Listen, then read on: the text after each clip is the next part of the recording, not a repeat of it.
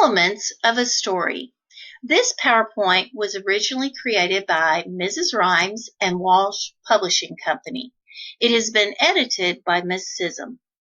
What are elements of a story? We are going to look at our objective. Our objective is to describe in depth a character, setting, or events in a story or drama, drawing on specific details in a text, such as characters' thoughts, words, and action. What are elements of a story? We are going to look at 4. First is setting. Setting is the time, place a story takes place.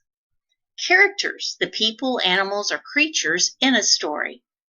Plot, the series of events that make up a story. And conflict, a problem or a struggle between two people, things, or idea. What is setting? Well, setting describes when and where a story takes place. The setting can describe things such as time of day, time of year, time in history, scenery, weather, and location. Setting helps to build background and creates images in the mind. It helps set the tone or the mood of the story. When we think of setting, we need to use our 5 senses. A good setting helps the reader to visualize the places in the story. The 5 senses include sight, smell, taste, feel, and sound. A good author includes a description of the setting using the 5 senses. Let's take a look at this picture. Which setting sentence is the best description? The castle was beside the water. Or, the waves crashed loudly against the shoreline. The fog lifted lightly, and the medieval castle came into view.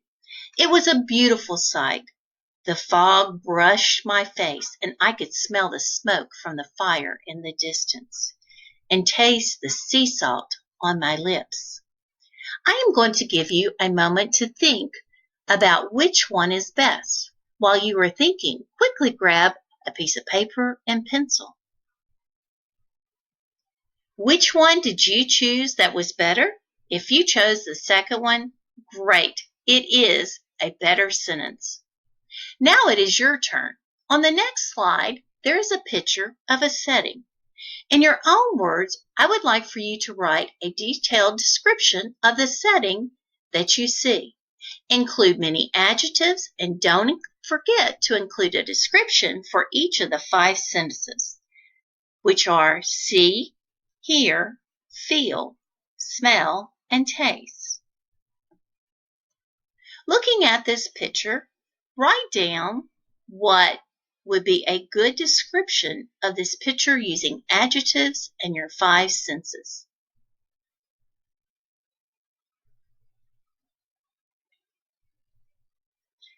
What did you write? What were the words that you used to describe the setting? Could it be peaceful, long rock bridge, aged medieval castle, majestic? A moat of clear blue water surrounded the castle. When we think of setting, it is important that it helps to create a picture in our mind using our senses. The second element of a story is characters. What are characters? Every story needs them. They are people, animals, or creatures.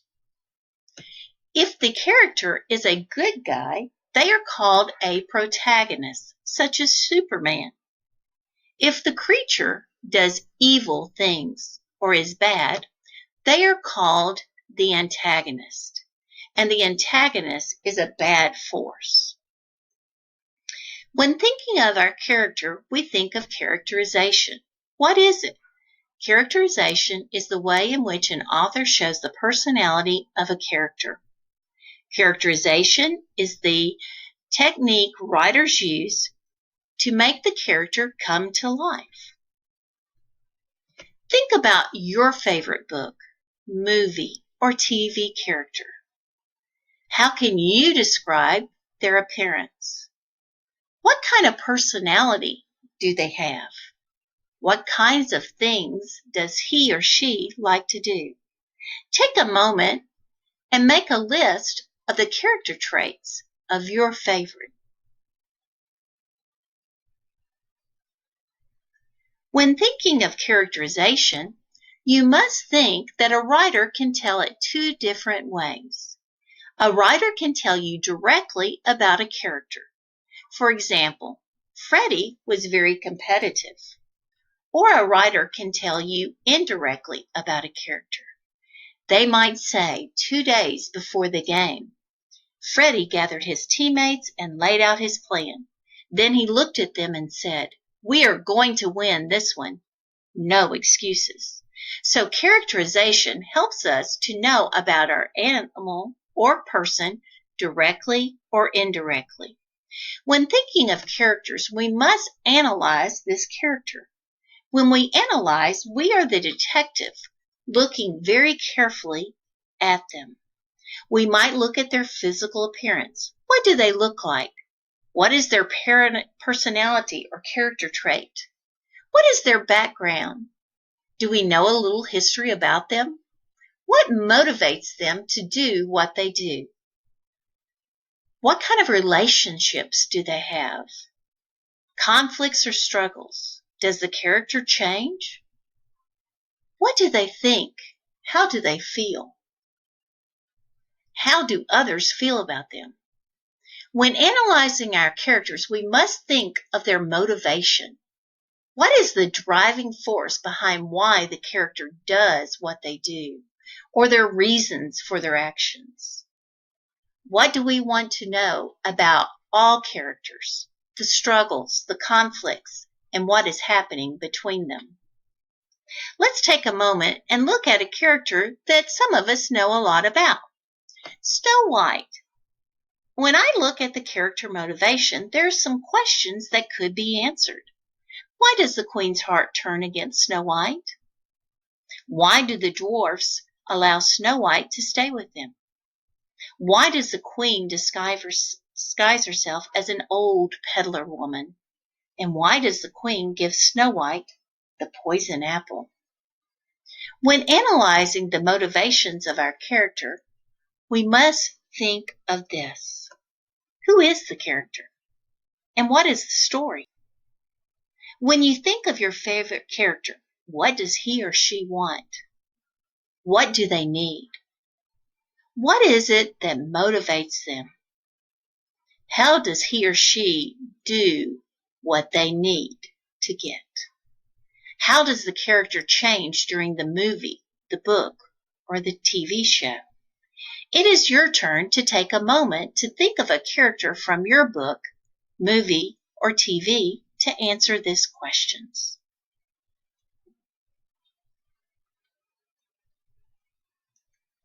You can also look at the characters found in a poem.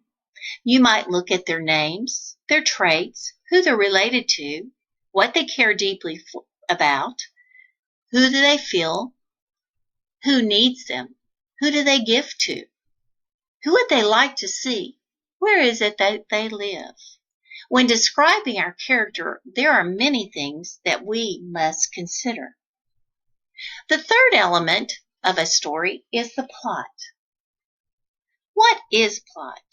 Plot is the events that take place in a story. Every story needs a plot. The plot has many different plots.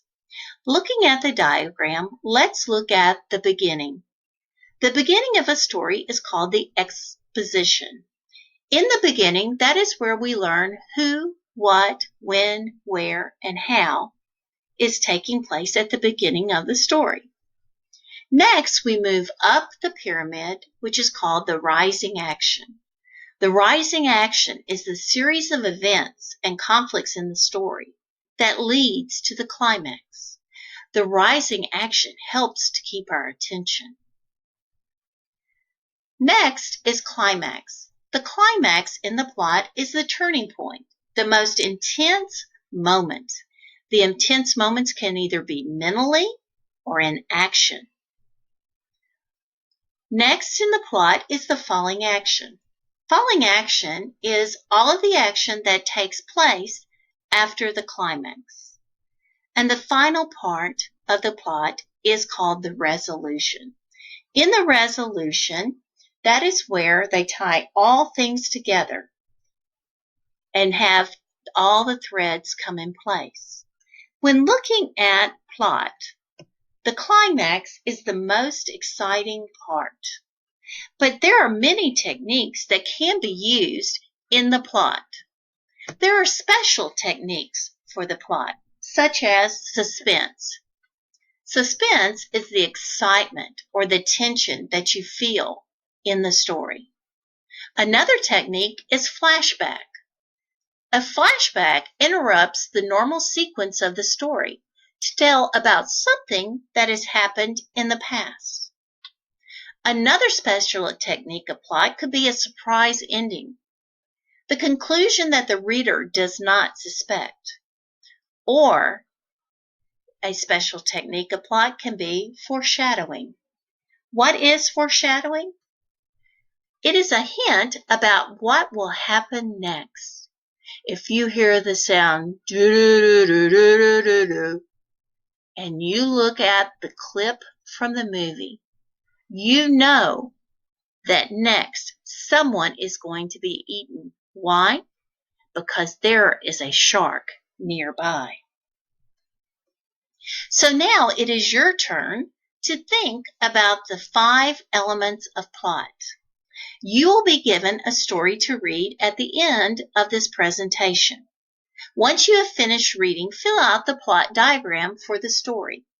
When thinking about plot, we must first think about the beginning, which is called the exhibition.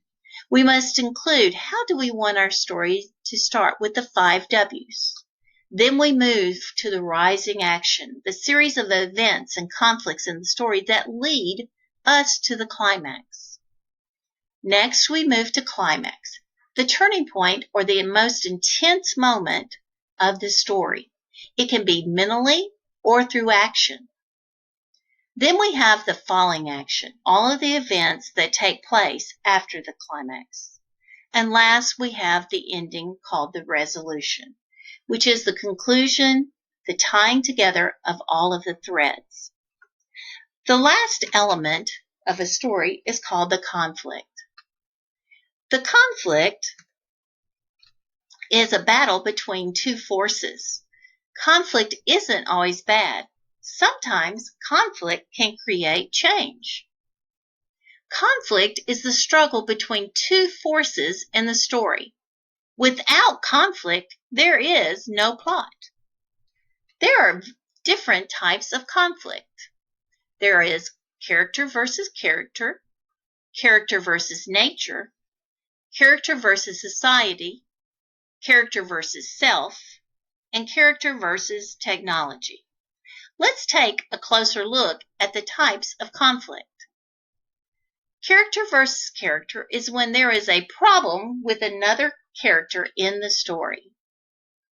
Another type of conflict is a conflict with nature, a problem with a natural force, such as storms, hurricanes, lightning. The third type of conflict could be character versus society. That means there are problems with laws or beliefs in a group, the characters versus community, societies, or even cultures. Fourth, there is character versus self. That means you have a problem with deciding what to do or to think. It is an inner conflict. The last conflict is character versus technology, which is not seen. Problems that take place with the technology that is available today. Now it is your turn.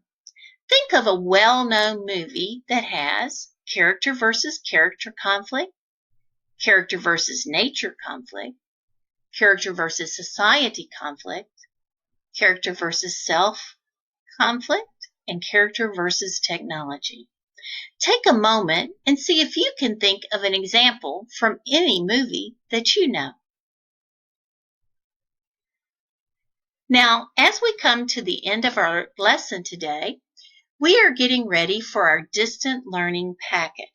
We know that these are lessons that have been providing during this pandemic.